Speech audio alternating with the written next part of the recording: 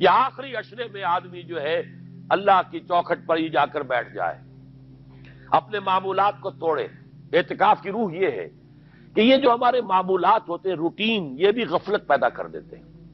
ایک عادت بن گئی، صبح اٹھتے یہ کرنا، پھر یہ کرنا، پھر دفتر جانا، پھر آنا، پھر یہ، اس کے اندر پھر وہ آدمی کوئی جاگتا ہی نہیں، ہوش میں آتا ہی نہیں۔ وہ گویا کہ ایک مدہوش سا ہے اور ایک وہ اپنا سائیکل چل رہا ہے خود بخود۔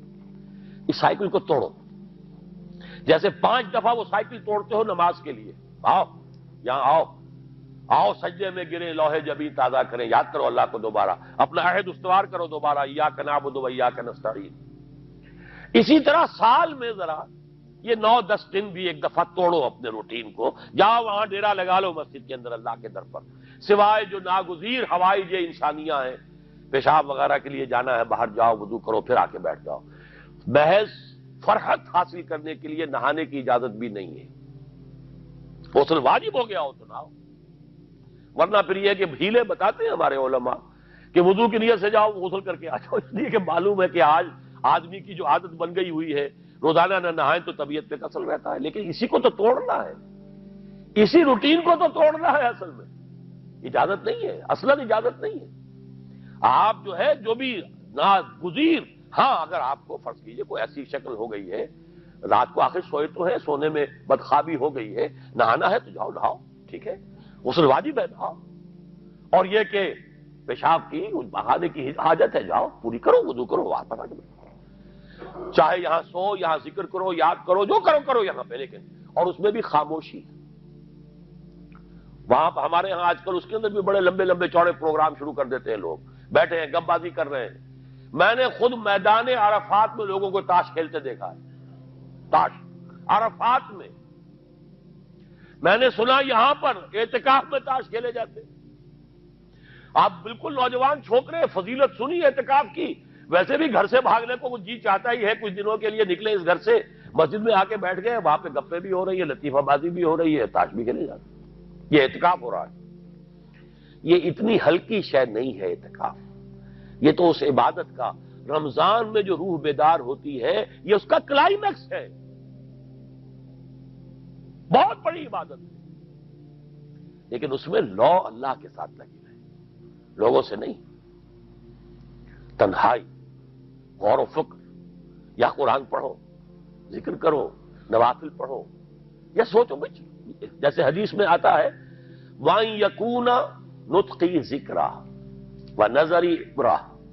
وَسَمْتِي فِكْرًا، میرا دیکھنا ہو تو عبرت کا دیکھنا ہو کہ ہر شے سے میں سبق حاصل کروں،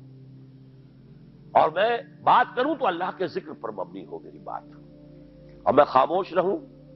وَسَمْتِي فِكْرًا، غور و فکر، تفکر و اعتبار، جو حضور جا کر غار حرا میں کیا کرتے تھے وہ اعتکاف تھا حضور کا، مکی دور کا اعتکاف، تنہا بیٹھنا۔ اور یہ روایت مجھے بعد میں معلوم ہوا کہ یہ بنو ہاشم میں یہ روایت تھی، حضور کے دادا بھی جا کر وہاں پر غار حرا میں بیٹھا کرتے تھے، یہ ان کی ایک خاندانی روایت چلی آ رہی تھی، یہ جگہ تھی، اور وہ جگہ ایسی ہے عجیب سی، اب تو خیر بڑی بڑی عمارتیں حائل ہو گئی ہیں، ورنہ میں نے جب پہلا حج کیا تھا سن 62 میں، تو میں نے اس وقت جا کر دیکھا تھا واقعتاً سیدھا کعبہ نظر آتا ہے وہاں سے، اور کچھ درمیان میں نہیں، جیسے اس کو سلٹ لیمپ کہتے ہیں، وہ غار ہے ہی ایسی کہ سامنے ایک دراڑ سی بس کھلی ہوئی ہے، یہ اس کے اندر سے وہاں بیٹھ جائیے سیدھی نگاہ خانے کعبہ پڑ جاتی تھی، تو کعبے کا مراقبہ بھی کیا جا سکتا تھا وہاں بیٹھ کر، دیکھنا کعبے کو دیکھنا عبادت ہے، اور پھر اس یکسوئی کے ساتھ کوئی نہیں، کعبے میں ہے تو نہ معلوم کیا کچھ اور ہو رہا ہے، لیکن یہ کہ وہاں تو آپ بیٹھے ہوئے، وہ اعتکاف، یہی اعتکاف حضرت موسیٰ نے کیا تھا 40 دن کا، تب تورات ملی تھی، یہی 40 دن کا روزہ کیا رکھا تھا، یہ اگرچہ قرآن میں مذکور نہیں ہے، حضرت موسیٰ کا تو قرآن میں مذکور ہے، حضرت عیسیٰ کا انجیل میں مذکور ہے، 40 روز کا روزہ اور اعتکاف پہاڑوں میں کیا جاتا، تب انجیل ملی، یہی اعتکاف تھا جو حضور کر رہے تھے غار حرا میں، تب قرآن، اقرا بسم ربک الذی خلق، خلق الانسان من علق، یہ تو اس کا ایک عکس، اس کی ایک جھلک ہونی چاہیے۔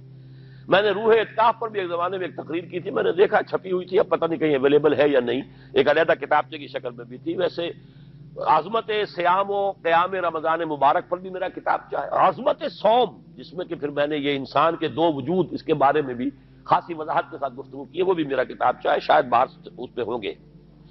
تو فرمایا جب تم اعتکاف میں ہو تو ان کے ساتھ مباشرت نہیں کر سکتے۔ تلک حدود اللہ ہے، یہ اللہ کی حدود ہیں، فلا تقربوہا، ان کے قریب مت جانا۔ قرآن مجید میں حدود اللہ کے لیے یا تو آتا ہے فلا تعتدوہا، یہ اعتداء کہتے ہیں کسی حد کو کراس کر جانا، تجاوز کرنا، اور جہاں زیادہ احتیاط کی بات ہے وہاں فلا تقربوہا، آخری حد کے قریب تک نہ چلے جانا، مبادا کہیں غلطی سے قدم جو ہے ادھر پڑ جائے۔ جیسے حضور نے حدیث کے اندر بیان فرمایا الا لکل ملک حمل، ہر بادشاہ کی ایک محفوظ چراگاہ ہوا کرتی تھی، اسی کے جانور اس میں چریں گے، کوئی رعیت میں سے کسی کی بھیڑ بکری، کسی کا کوئی جو ہے گھوڑا وہاں نہیں آ سکتا۔ اب اگر کسی کا گھوڑا یا کسی کی بھیڑ بکری چلی گئی، وہ مجرم ہو گیا، پکڑا جائے گا، گردن ماری جائے گی۔ تو حضور نے فرمایا کہ اللہ کی بھی ایک محفوظ چراگاہ ہے، اللہ کی حما کیا ہے؟ محارمہ، جو چیزیں اس نے تم پر حرام کر دی، ان کے قریب نہ جانا۔ تو دیکھو اگر کوئی چرواہا اپنی بھیڑوں بکریوں کو بالکل آخری حد تک لے جائے گا، اس بادشاہ کی جو وہ حد ہے، تو اندیشہ ہے کہ بھیڑیں بکریاں کہیں ایک چھلانگ لگائے اور بادشاہ کی چراگاہ میں داخل ہو جائے، لہذا ذرا فاصلے پر رہا کرو۔ یہ ہے آخری حد تک نہ جاؤ بلکہ کچھ فاصلے پر رہو۔ فلا تقربوہا، یہ اللہ کی حدود ہے تو ان کے قریب مت پھٹکو۔ کذالک یبین اللہ لکم آیاتہ للناس لعلہم یتقون، اسی طرح اللہ تعالی اپنی آیات لوگوں کے لیے واضح کر رہا ہے تاکہ وہ بچیں، تقوی کی روش اختیار کریں، حدود الہی کا احترام کریں، اس میں کہیں تجاوز تو دور رہا، اس کے قریب بھی نہ آئے۔